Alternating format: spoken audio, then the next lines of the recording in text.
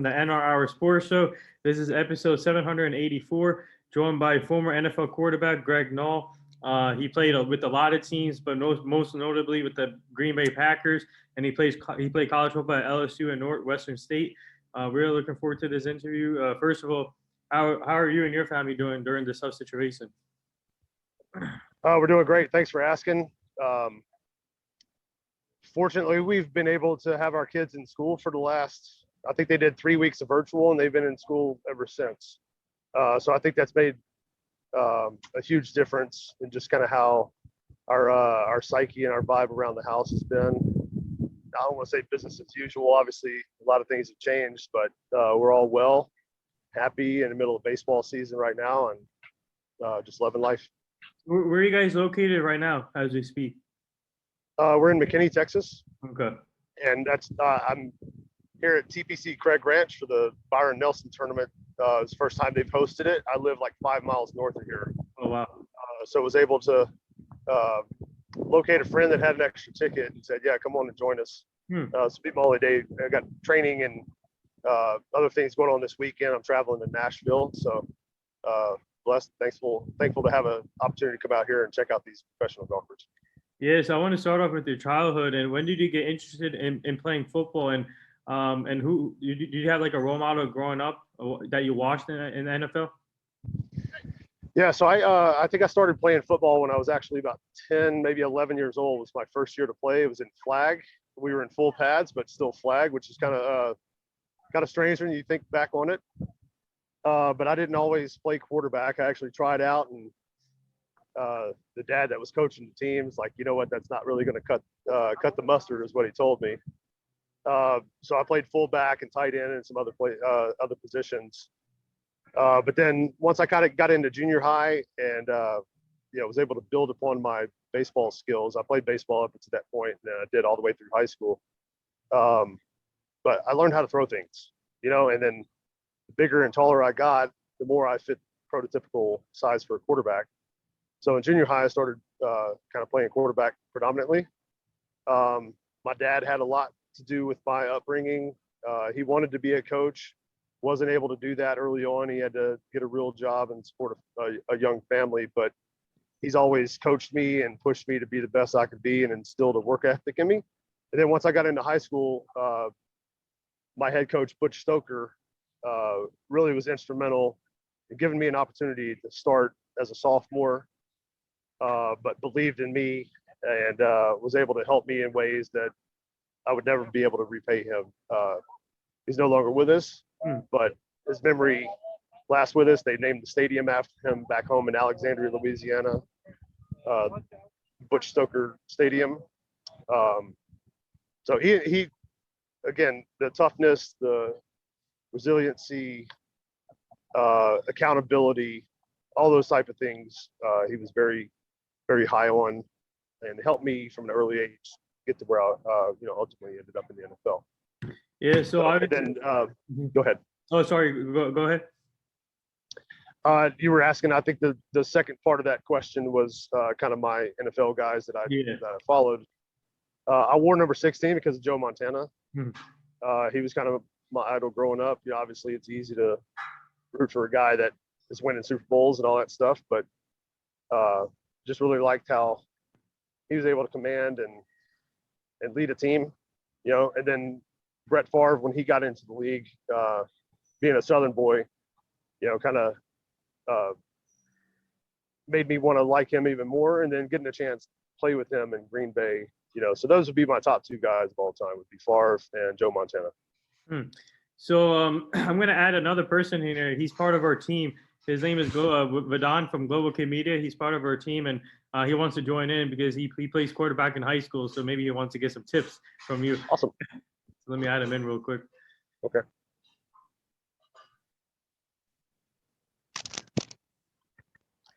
But I want to ask you though, obviously you say you tried out for, other than quarterback, what other positions did you play before settling on quarterback? Started out at fullback. I think I played a little tight end, a little bit of defense on the youth side. But once I got into junior high, I was quarterback, and maybe every now and then I ran a route. once I got to high school, I was a 3-sport athlete in high school. I played baseball as well, and was state champion in the javelin. So again, I learned how to throw things, and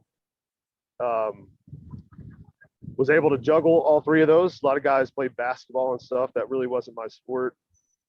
Powerlifting didn't make a whole lot of sense, even though I was pretty strong. But being a quarterback, you really don't need to be doing too many Olympic lifts. Even though we had a national champion powerlifting team for, I think, 6 years running when I was in high school. Wow.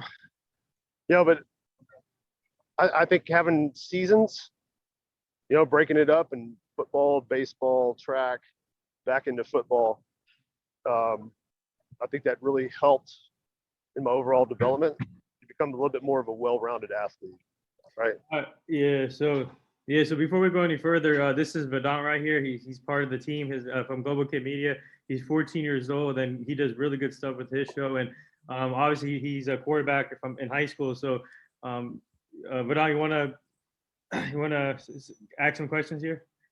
Yeah, I mean, first thing I'd like to know is you're obviously a Louisiana kid, and end up going to LSU initially before switching to Northwestern State. Just kind of briefly, when you're redshirting at LSU, how special is that just to be that hometown kid? Oh, thanks for the question, and glad you're on with us today, man. I encourage you to just continue to compete every day. But it came down to really LSU and Florida for me. Being from Louisiana, LSU, obviously, it's kind of like you root for the hometown team. So I wanted to be there. My uncles and grandfather and my family, they're all LSU fans. So kind of gravitate towards that. But then getting recruited by A&M and Florida and Tennessee and a number of different places, and I took a couple of visits to LSU and Florida, and I felt like it wasn't going to get any better than those two. And then kind of evaluated the roster from that point.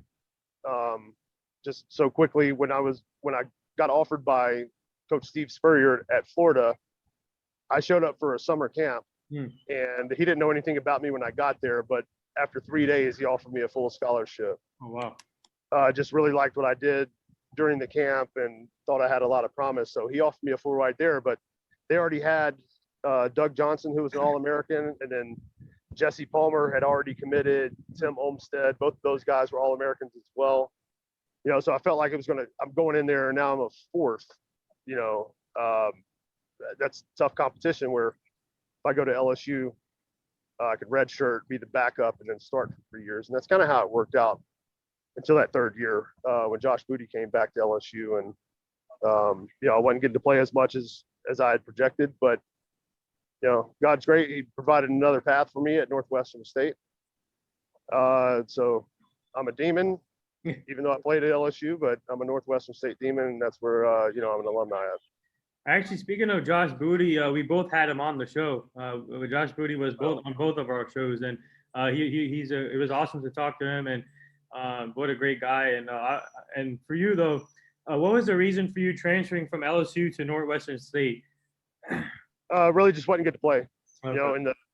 I redshirted my first year, and then my second year I was able to start the last game of the season, and then bookended that with the beginning of the year, first game against San Jose State. And then I quit getting opportunities after that. So we ended up going 3-8 on the year. DiNardo got fired. Saban came in, and I honestly felt like the opportunity hadn't really changed, even with the different coaching staff.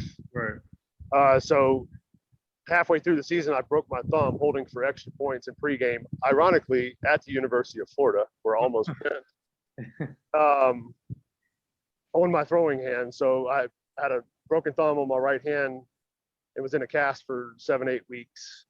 So at that point, I kind of knew, Rohan and Josh were getting the bulk of the snaps, and I've got 1 year left. I can't really risk being here another year. Now, Josh ended up coming out early that year, and I left, went to Northwestern State. Rohan had a great year. He ended up getting drafted in the 4th. I went in the 5th, and Josh went in the 6th the year before. So, there was a lot of talent there. Eventually, it kind of settles the way it should, but you have to continue to push through. And, for me, I had to make a decision to leave. Had a lot of friends there and didn't want to, but Right. if I want to fulfill a dream and have a chance to play at the next level, I got to get on the field. So that was ultimately the decision. Yeah, it seemed like it worked out pretty well. Not only could you stay in Louisiana, but you also set a record there or become the first to throw for 2,000 passing yards in a single season. Talk about how special that was. Obviously, Northwestern State is, I guess you could say it's a smaller school compared to some of the other schools you look at, but you either be the big fish in a small pond or a small fish in a big pond, and you were the big guy. Yeah, that's a great way of looking at it. Obviously getting an opportunity to kind of line that up before I got there and people wanted me there. I'm not going to say assured me the job, but like, hey, just come in and do your thing and you're going to be fine. You're going to be our guy. Yeah. So having the confidence going in that people wanted me there, it wasn't necessarily an open competition every day that I was there. Yes, I set a passing record, but it was just over 2,000 yards. Now I did miss 2 games. I got hurt in the Sam Houston game like week 4 or 5. I forget exactly where it was. Fractured a fibula in my left knee and had to miss 2 weeks. But we had a really solid team. One of the reasons I went there is because they had a great defense. They had a really good offense coming in the year before. Unfortunately, my buddy Tony Taylor that I played against in high school from Pineville High School, he entered the draft the year I was transferring there. And I really feel like if he would have stuck around for one more year for his senior year, we probably would have won the national championship on AA level. But it didn't work out. We still made it to the playoffs. Probably one of our biggest wins leading up to that was against TCU at overtime. This was the year of 9/11. So it was week 3. And then the next week we were, I think, scheduled for an off date, but we had already missed a week for 9/11. So we ended up scheduling Oklahoma State the week after we beat TCU at TCU in overtime. So the cat was kind of out of the bag. I think we got beat 35-0. I don't believe we crossed the 50 offensively the whole game. So that was a tough one, but we persevered, finished the season 8-3, and made it to the first round of the playoffs and lost at Montana in a nail biter. Wow, man. So I want to go to your draft experience. Obviously, you went into the 2002 draft. You got drafted in round 5, pick 164 by the Green Bay Packers. What was that like, waiting for your name to be called, celebrating with family, and then eventually getting your name called by the Packers? Dream come true. This is kind of noted, but it was also, I got drafted on my 23rd birthday. So April 21st, 2002, I turned 23 and got drafted. So my family was there. I had a lot of friends there. Not really anticipating getting my name called, but when it did and the house erupting is a memory I'll never forget. I've got a picture with me and my dad. I'm on the phone. We're hugging each other shoulder to shoulder as I'm getting the call saying they're about to call my name on the TV. So get by the television, and then realizing, dang, I'm going to Green Bay and playing with Brett Favre, a guy that, like, I just love his style, his free play, his, you could just tell he's a fun guy to be around. Yeah. He wants to play, he wants to win, he wants to compete. There's really no excuses with him. If he had to play barefooted, he's like, all right, well, everybody else is playing barefooted too. So, yeah, he was a great guy to kind of to follow in my early years. The professionalism, people ask, like, what's the, best attribute for him? Obviously, he's got a cannon for an arm, but his approach to his job, I think, was really that factor that stuck out for me. His professionalism, his preparedness. He's always doing jokes and all that stuff, but it's because he's so free. He already knows the game plan. He's been around watching film hours and hours and hours, so he's able to kind of let loose once he gets on the field and just have a great time with it because he's so prepared. But that's ultimately what a professional does. Yeah, I was just coming back from Cleveland, speak of the draft, and I was out there covering that, talking to some of the prospects there, and really cool to just see the excitement building up to there. Like you said, it's a quick transition. Suddenly you're in Green Bay, legendary quarterback, and when you did get your chance, you were nearly flawless, barely any incompletions, 4 touchdowns, no interceptions. first time with the Packers. How much did that preparation rub off on you? How much did that help you in the long term? But more so than that, in life, what did you learn from Brett Favre and some of the other legends in that building that helped you post football? Yeah, well, I think when I got my opportunities, being prepared was something I learned kind of from an early age from somebody else. I forget exactly who it was. I think they were playing for New Orleans.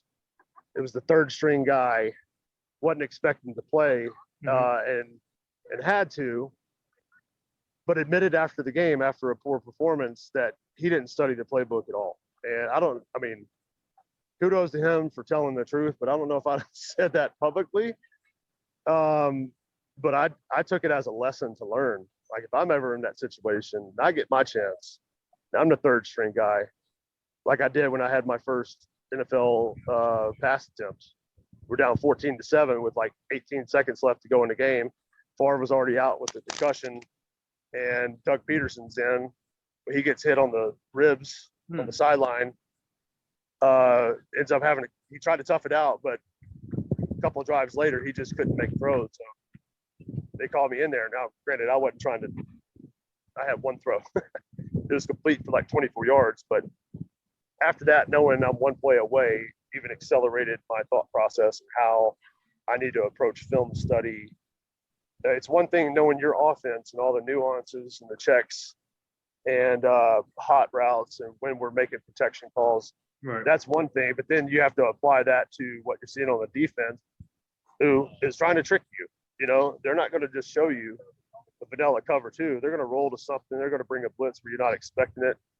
But during the course of the week, having to do all the film study and pick up tendencies, you know, which a lot of times you have to dig out of the dirt yourself. The coach is going to tell you so much, but it's really kind of up to you. When you take that test in front of 80,000 people in person or millions watching on TV, that you're prepared and you're going to do well to pass that test, you know. So I think that's kind of what motivated me. But in terms of Brett, you know, I hunted with him a lot. We've golfed together, been to his house in Mississippi. I think just being a loyal friend and really caring for people is something I've maybe taken in my personal life with him. If there's anybody that could be, you know, like supremely arrogant and,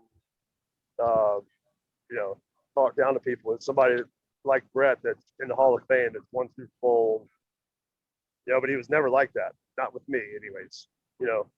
So just a loyal friend and kind of treats you the way you want to be treated. And if that reciprocates, you know, that forms a bond and a friendship that is kind of how you should approach your life. You know, just love people and encourage them and help them along. Be willing to forgive and forget. So this is a two-part question. The first one is, obviously, what did you like about Lambeau Field and the atmosphere with those fans? And obviously the players, after you score a touchdown, they jump up to the fans and get the football sometimes. And what did you like about Lambeau Field? And the next part to this question, I know you had two stints with the Packers and the Texans, but when you came back to the Packers, eventually they brought in another quarterback. I'm sure you know him, Aaron Rodgers, another great quarterback in the league. But the first question is, what was the atmosphere like with in Lambeau Field with those fans? Amazing. You know, I think it's best fan base, really probably across sports. I don't know. I've never been to Yankee Stadium. I've never been that big of a baseball fan to travel to those, but I know those people in Green Bay and Wisconsin are super passionate about their football, and they want people that care for the community that they're in, and they're going to give it their all. So if you reward them with that type of effort, you know, you live like a king around there. It's really cool to go into a Best Buy on an off day, like on a Tuesday, and people come up behind you like, "Hey man, great game," and don't really hound you for autographs and stuff. You know, people in Green Bay, it's owned by the city. So if you live within the city limits, you have a pink slip saying you're part owner in the Packers.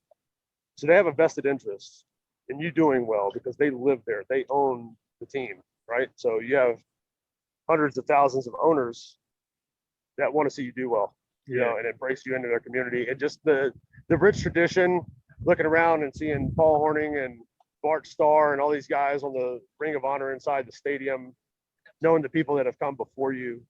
It's called the Lombardi Trophy, right? Like the mecca of golf. Golf. Sorry, getting ready to see somebody tee off. The mecca of football. Yeah. And just the history behind that, is second to none. And playing at LSU at the collegiate level, I think it's very much like that in terms of the atmosphere and how the people just really support their hometown team. But dream come true. Now it's a catch-22. Favre, as you know, never missed a start when he was in Green Bay. So I never got one, right? And it is what it is. I wouldn't trade anything for the world. I have no regrets on that. Yeah, I'm in Detroit, so it's great to hear the Green Bay stuff. Anyways, you look back at some of the things you're doing now. How much and I'll kind of go back to the life lessons you learned as far as people you competed against on maybe a different team or even a coach, a mentor in the locker room.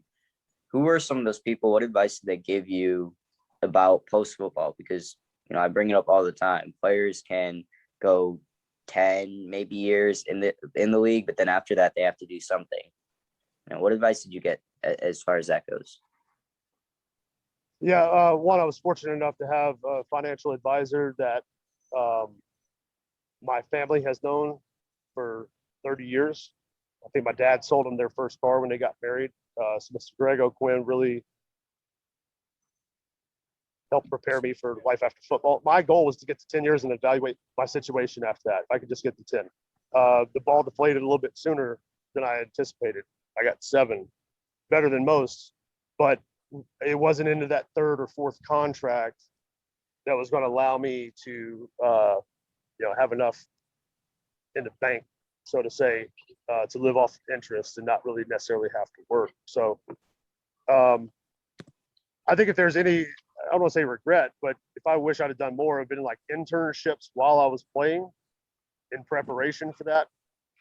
We're going to be okay, but I'm still having to work. I'm in commercial real estate and have been for the last 3 or 4 years now here in the DFW area, which is great, but I've got to kill to eat, I still have to work. I've got 2 young boys that are 11 and 13 that we're raising. Mom was working a little bit, so having somebody you trust to advise you on how to prepare for life after football, regardless of when that is, but internships, getting somewhat involved with nonprofits, I think is important. Find a charity that you really support. Like my mom taught special ed for 27 years, so Special Olympics is something that I've supported over the years. So I think that servant leadership, but definitely once you get into the league, having somebody that's going to be able to advise you, take care of your money, and help you budget, because you never know when it's going to end. You really don't. So not only you played in the NFL, you also got some NFL Europe experience. So take me back to that, and you were the All NFL Europe in 2003. What was that experience like? It was amazing. I really didn't know I was going. I'd actually asked the coaches in Green Bay after my rookie year if they were going to send me to Europe because, again, I only started 12 games in college, so I was relatively inexperienced. And they're like, "No, we think you're going to benefit more being here during the off season, learning our stuff, throwing to our guys." But then as it kind of progressed and the deadline to allocate people came around, I got a call the day of the deadline. Hey, this isn't 100%, but we think we're sending you to Scotland. Wow. I was like, oh, really? I've already got plans to Destin, Florida with my wife and family, friends. And I have kind of a schedule of when I'm going to report and all that stuff. So I hadn't really been throwing. And they called me back like an hour later, like, yeah, Scotland's got an offense that suits what we do. It's West Coast based. We're sending you over there. So pack your bags. And like 2 days later, I was on a flight to Tampa for a 2-week training camp. But then they make final cuts. And, like from that phone call, 4 weeks later, I'm in Scotland playing football. It was quite a whirlwind. And we started out a little bit slow. I think everybody's just a little bit rusty. You got to learn the chemistry and all that. But we ended up having a really prolific offense. I think we averaged over 430 yards of offense per game.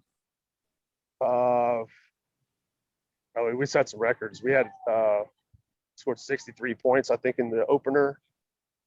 So we played great. It was a lot of fun. I got to do some really cool stuff, like when we played at Berlin. Got to take a picture at the Berlin Wall. Getting a chance to walk around down in Amsterdam. I got to play the old course at St. Andrews, which is really cool for me because, I love to golf. Having a chance to play where golf started was ideal, but just the camaraderie and the friends, and what about the money? I think we were getting after taxes. I might be making $750 per game, but it was about the experience to play and kind of get prepared for a career in the NFL. They provided that for me.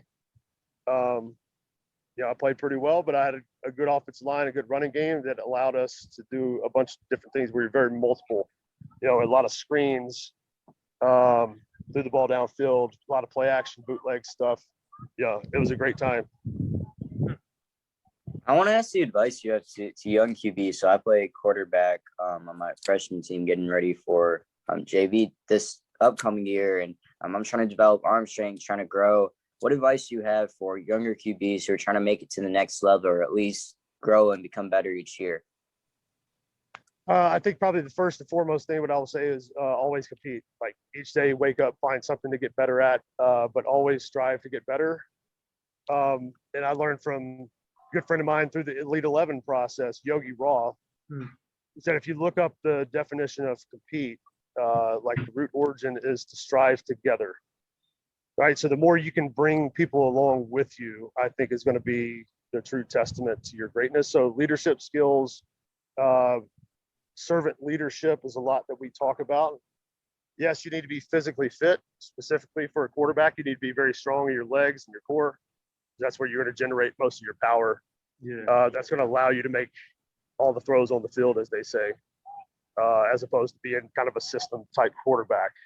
So there's a lot that goes into it, but it boils down to competing every day, trying to get 1% better, find something to improve on, leave people and places better than you found it. So just kind of those foundational principles and how you should approach your life, I think are most important for a leadership role like a quarterback demands. So a couple more things before we let you go. I know that you're at the tournament now, but obviously you were in the court. You're in the same locker room as Brett Favre and Aaron Rodgers. And what was it like being Aaron Rodgers' teammate? And what did you see from him? Obviously, when did you guys start realizing that he can be a star in this league? And obviously he's one of the best right now. But obviously he's been in the news recently with the trade rumors and he wants out of Green Bay. Do you still keep in contact with him, or have you reached out to him recently with this situation? Yeah. I was kind of cutting out a little bit, but I think I got the gist. Yeah. They're holding up the sign for somebody about the tee off. Okay. Being there during that process, obviously he had something to prove.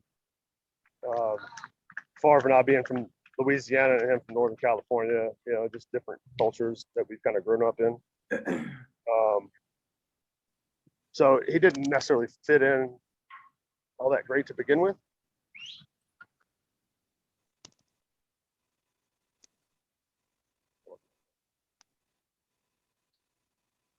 I think I got switched. Oh, what happened? Oh. I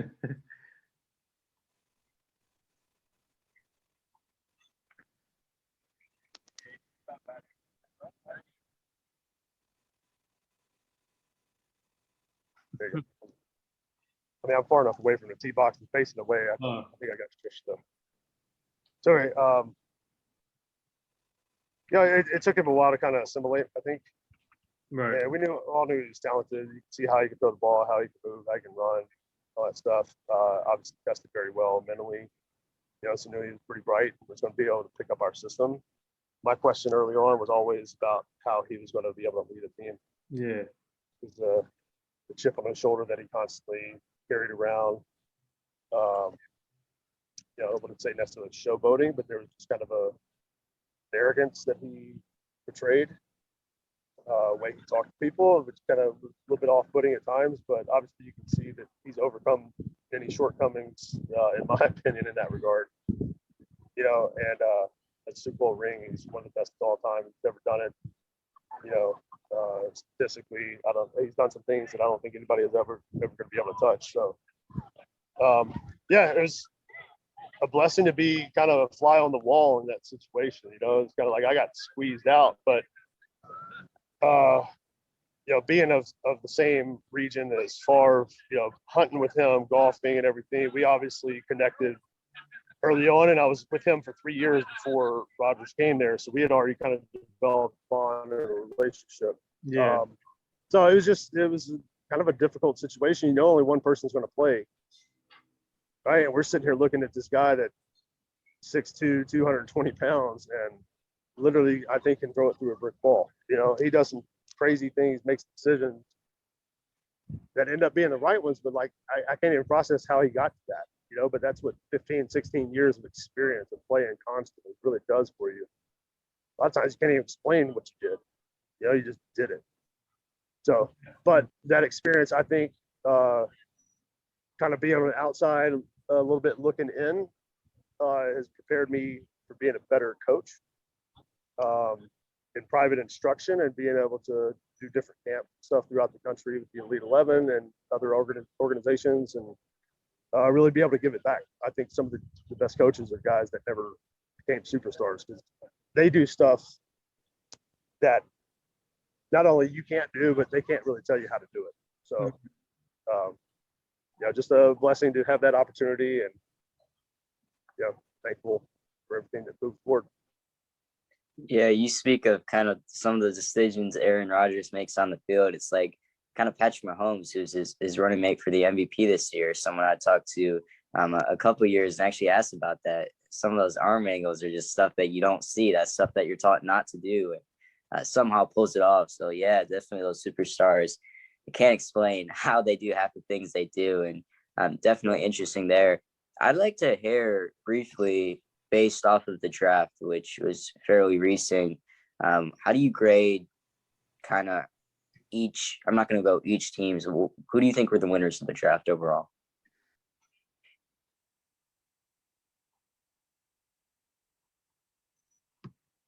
I think you're on mute. Yeah. Yeah. There you go. Opening 2017, so I got to play, call plays for Trevor Lawrence. Mm-hmm. So Jacksonville's getting a generational talent, I believe. And I also think Chicago being able to trade up and get Justin Fields. Yeah. For some reason, he started kind of fall during the weeks leading up to the draft, which I really don't understand. The dude's won everywhere he's gone. He's kind of like a little mini Cam Newton in terms of what he's able to do. Not too different from Jalen Hurts that you see is now taking over in Philly.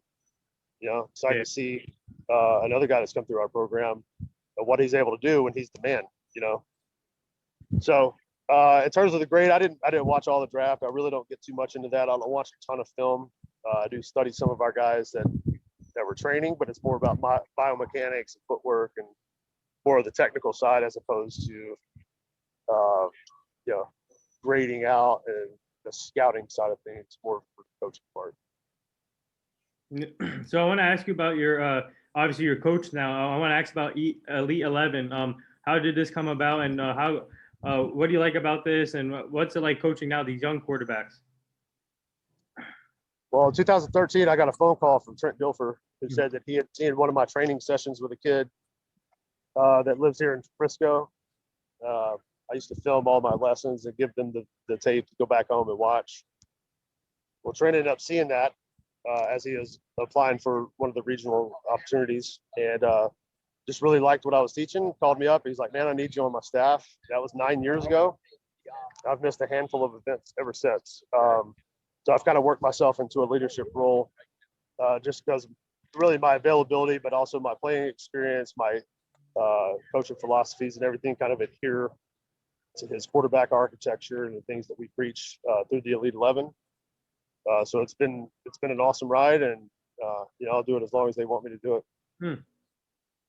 Where do you envision yourself next? Do you want to take over a major coaching role somewhere, college? You're looking at NFL. Obviously, that stuff is an insane commitment, but is that something you're open to? I've thought about the coaching career as an option.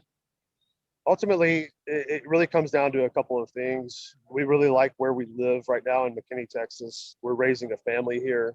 We chose here specifically for a number of reasons. My wife's from East Texas, so we're 2.5 hours from her. We're 5 hours away from my parents in Louisiana. So proximity to grandparents is important. I get into a coaching job. I don't know if high school would really be reaching my full potential. I think a college coach would be probably the biggest area that I would gravitate to. But then moving around the country and not being able to spend as much time with my family as I would like, and coaching my boys' baseball and football teams, it's really important. I'm not going to say never.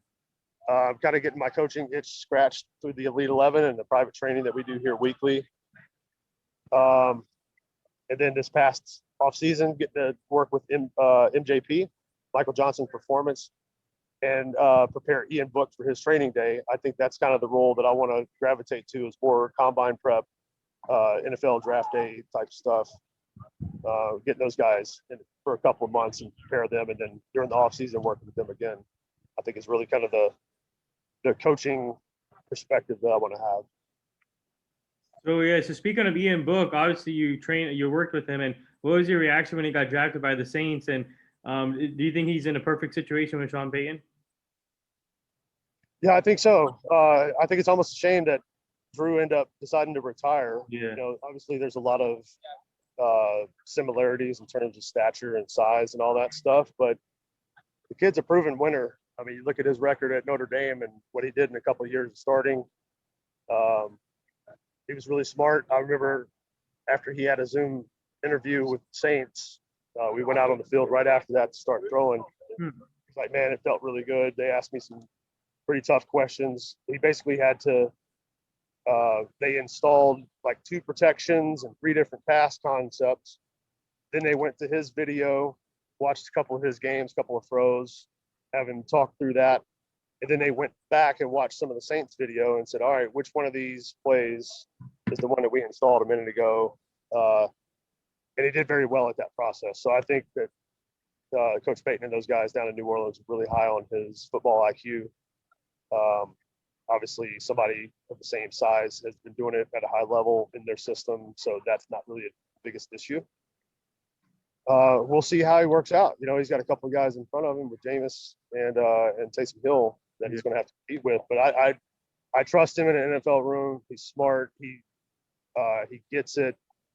He competes very hard. He was a dream to work with, man. He showed up to each session. He was ready to go. He had his own little routine and stuff. I gave him a couple of pointers here and there, let him do his thing. So I look forward to doing that more with guys like him and give them an opportunity to reach their dreams. That's fulfilling as it can be, to help somebody do what you've done in the past. Yeah, Ian's certainly a leader. Like you said, you look at how he's grown that Notre Dame team. So it will certainly be exciting. How do we get a guy like that on the show? That's someone who I know a little bit kind of in touch through a live one time. Yeah, I don't know, man. I know he's super busy right now with getting ready for camp and things of that nature. I can help out with trying to connect you. Ultimately, that's their decision on their availability and all that stuff. But there's a couple of things I want to talk about before we go here. One is camp that we have coming up. It's called the Shootout. It's very unique. It is a quarterback receiver duo. We're going to sign up, and you're going to go head to head in a bracket style play against another quarterback and receiver. So kind of like a duel. Okay. There's a number of different aspects to the day. You're going to start out in a classroom setting where you're going to learn the QBIQ system, which is about pre-snap reading, what routes are good versus certain coverages. So they're going to get some classroom work to begin with. Then we're going to go out on the field and have a camp setting where they're going to learn the script that they're going to be expected to do, 6 to 8 throws, showing off a number of different skills, but giving college coaches access to that little mini pro day script gives them a chance to get noticed. Maybe somebody likes what they do and it fits their system. So providing an opportunity there, and then ultimately first couple of rounds probably grading them on the throws and how they do just versus air. And then once we get to the Sweet 16, now gloves are off. We're gonna have a defensive element, rush the quarterback. Now it's how many touchdowns can you score, and eventually we're gonna have a winner. So on Instagram, it's at QB Shootout. Mm-hmm. And then the website that you can register is theshootout.camp. Okay. So we have one coming up here June 12th in Fort Worth. And then we got another one planned in July 17th out in Phoenix. So Oh, wow. Okay. the Shootout, check us out on Instagram. It's going to be awesome. We're going to have some food trucks probably out there, DJ, just a cool atmosphere, kind of harnessing the energy of the one-on-one period in practice where receivers, DBs go against each other and, somebody gets mossed, right? And hoopla and everything that goes. So trying to harness that energy a little bit into a tournament style and eventually kind of take it nationwide. So check out the Shootout. Yeah, we'll definitely check that out. And the last two things here, our team is part of this foundation called the Hugh Jackson Foundation. He's a former NFL coach. Now he's an offensive coordinator at Tennessee State, and we're trying to help him prevent human trafficking and making sure the community's safe and the kids stay safe. So I'll send you that page so you can check it out, and we're really grateful to be part of that. And the last thing here, would you like to say anything to all the nurses, doctors, and essential workers right now? We're praying for you. Hats off to you for the sacrifices that you've made to help our country stay safe and get us back on our feet where we can come out here and enjoy a day at the golf course and get life back to normal. But the sacrifices they've made, I don't know if they could ever be repaid, but we just want to, from the bottom of my heart, say thank you so much for what you've done and they continue to do. Yeah, well said. And there it is. That wraps up episode 784 with former NFL quarterback Greg Nall. And now he's a coach at Elite 11. Go check that out and go check out QB Shootouts, the one he just mentioned.